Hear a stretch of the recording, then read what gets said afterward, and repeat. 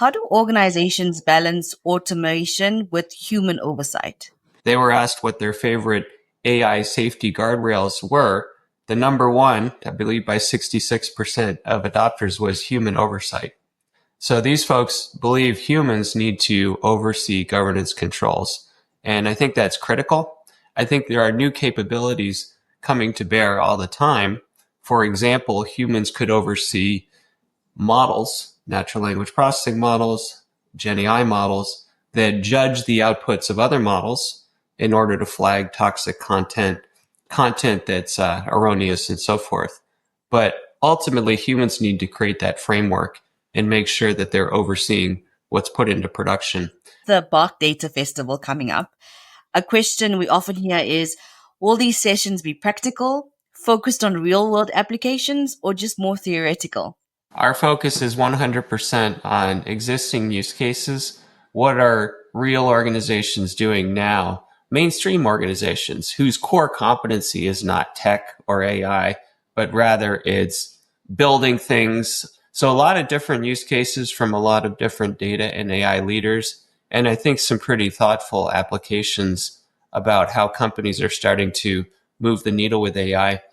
A lot of it will fit with a broad survey finding that we had in a report we published earlier this year, preparing and delivering data for AI, which is that most early adopters are focused more on cost containment and productivity, efficiency improvements.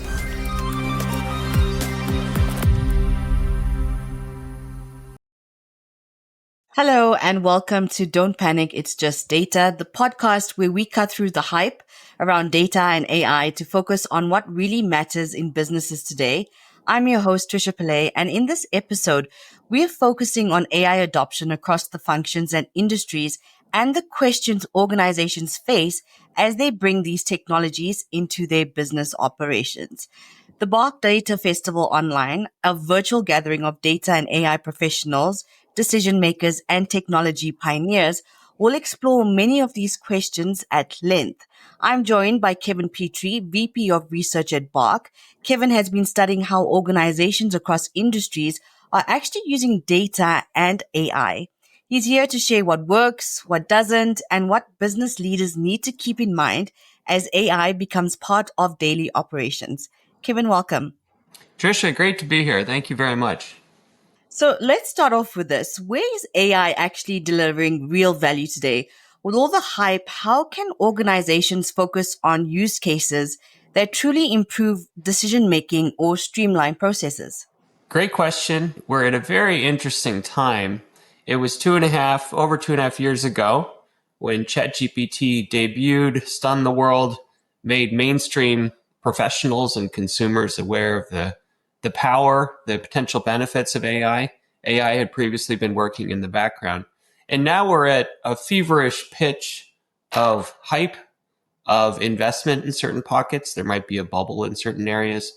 But we're also at the point where there is a pocket of smart adopters that's starting to get real business results. What we find here at BARC is that those organizations that are able to move ahead and get solid top line or bottom line results, more often on the cost side, they're starting with governance, they're starting with data governance, and they're very focused on training. And so some of the use cases that are starting to emerge are in the area of software development. Software programmers are getting much more efficient at programming, building applications. This applies within the tech sector. It applies within Fortune 2000 companies that can have programmers in-house. Another popular use case is customer service, most often for internal usage, so that customer service representatives are using AI assistants in the background. Other popular use cases include supply chain management and include kind of the next chapter in robotic process automation, which is streamlining internal back office processes. Those are all ways in which companies are starting to put Gen AI models to work, oftentimes or usually alongside more traditional machine learning models. So I think that's a great point that you've said right now. AI, as you said, can give us insights and predictions, but humans are still so essential for interpreting those results and making sensible decisions. How do organizations balance automation with human oversight? That's very much the evidence is that responsible adoption, responsible governance centers on human governance. As a case in point, there was a survey by the investment firm Iconic of 300 executives in the software industry. So these are software companies whose livelihood is based on automation of human work by software. They were asked what their favorite AI safety guardrails were. The number one, I believe by 66% of adopters, was human oversight. So these folks believe humans need to oversee governance controls. And I think that's critical. I think there are new capabilities coming to bear all the time. For example, humans could oversee models, natural language processing models, Gen AI models that judge the outputs of other models in order to flag toxic content, content that's erroneous and so forth. But ultimately, humans need to create that framework and make sure that they're overseeing what's put into production. Another critical guardrail, in my view, and this bears out with some of the early use cases, is that most organizations are relying on humans, their own employees, to use and consume the outputs of AI and vet that content before it is put out into the wild to public stakeholders such as customers. There are certainly exceptions to that. For example, with customer service, with customers asking questions, getting automated answers from documentation and so forth. But in most cases, you have employees that are the judge of this content and vetting it before it gets out into the wild. I think that's such an interesting point, especially like there's so many people that are so scared that AI is going to replace their jobs, but I think the human element will always be there, right? So when we look at the main challenges when it comes to scaling AI responsibly, how do governance, ethical frameworks, and data strategy come into play to basically avoid unreliable outputs and unintended consequences? I think that most organizations have at least a framework of a data governance program. Most organizations still struggle with data governance, but they have policies and supporting rules and standards in place to mitigate the risks of inaccurate data, of intellectual property breaches, privacy breaches as well. What they need to do now is strengthen those controls, which are largely focused on structured data so far, extend them to address unstructured data, which provides rich context to so many AI models, and then build new policies or extend existing policies to address two new domains of risk. One is AI models themselves, traditional machine learning, new Gen AI stuff, and then agents, because agents introduce a whole new level of autonomy and therefore risk, because they're starting to make decisions with little or no human input and even take actions with little or no human input. Great for productivity if you get it right, disastrous for company reputation and stability if you get it wrong. That's so true because in this day and age, it's so important because there's so much information out there and language learning models can just take whatever information they want and just verbatim, just turn over things. And sometimes it's not the latest stat. So 100% correct there, Kevin. But let's move into the exciting part of this conversation. And that is the BARC Data Festival coming up. A question we often hear is, will these sessions be practical, focused on real world applications, or just more theoretical? Thank you for asking that question. Our focus is 100% on existing use cases. What are real organizations doing now? Mainstream organizations whose core competency is not tech or AI, but rather it's building things.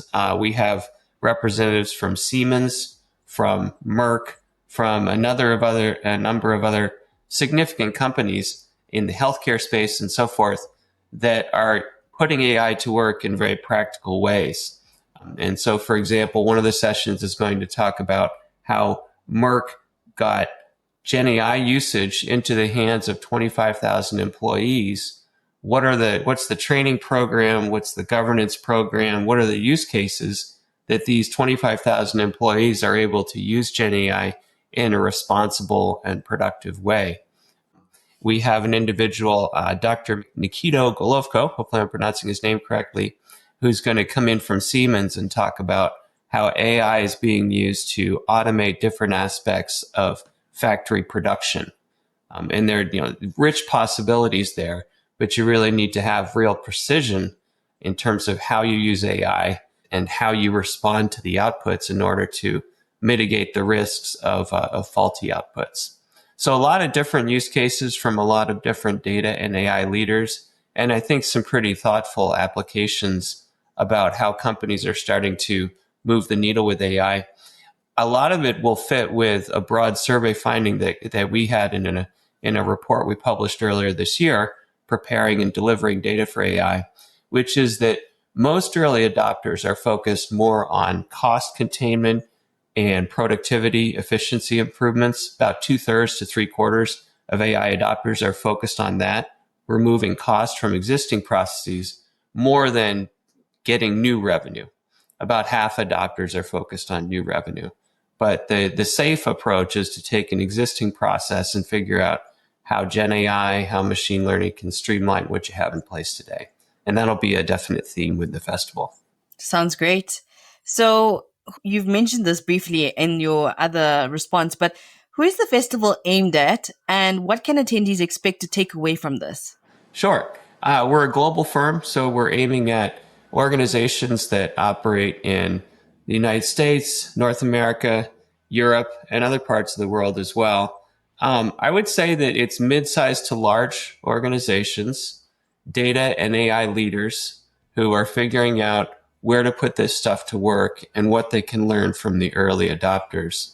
I think we'll be a little less focused on very small organizations, but there are certainly findings to be had there. For example, looking at what Merck is doing about how various knowledge workers are using Gen AI on an individual basis that can apply very broadly as well. So it sounds like it's going to be an amazing event, and we'll talk a little bit about it later. But one piece of advice you would give organizations starting their AI adoption journey. I think that there is incredible opportunity, but you need to crawl before you can walk and walk before you can run. And therefore, look at governance and look at people for existing processes. Make sure that your data house is in order before you start to apply these powerful models to them.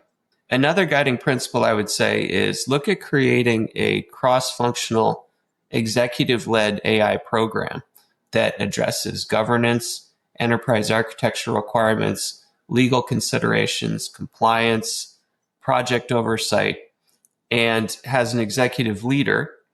Organizations that do that, and we figure that's about 1/5 of the market right now, are able to move faster, and they're able to achieve outsized benefits compared to the others. So get those programmatic and governance considerations addressed first. That'll give you a springboard to move more quickly with the actual AI itself. That's some good advice there, Kevin. But I want to switch gears a little bit and have a little fun on this podcast with a rapid fire round, right? So I'm going to throw 5 quick questions your way.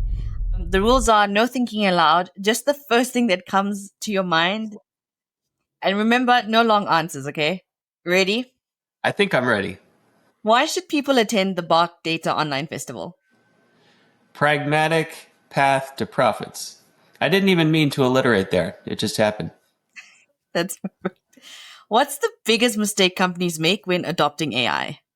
They feed bad data into AI and they don't train their workers to use it responsibly. Third question, how important is company culture in AI adoption? It's critical. The old adage is that culture eats strategy for breakfast. I think that's true here as well. Organizations need to make sure that they're encouraging employees to use this stuff and teach others. One key takeaway attendees should look for at when joining the BARC Data Festival online. 3 action items to address Monday morning after the event in terms of working to bring together business people and technical people on ideas and experimentation. And lastly, responsible AI hype or must have? Oh, good question. Must have. Must have. Perfect.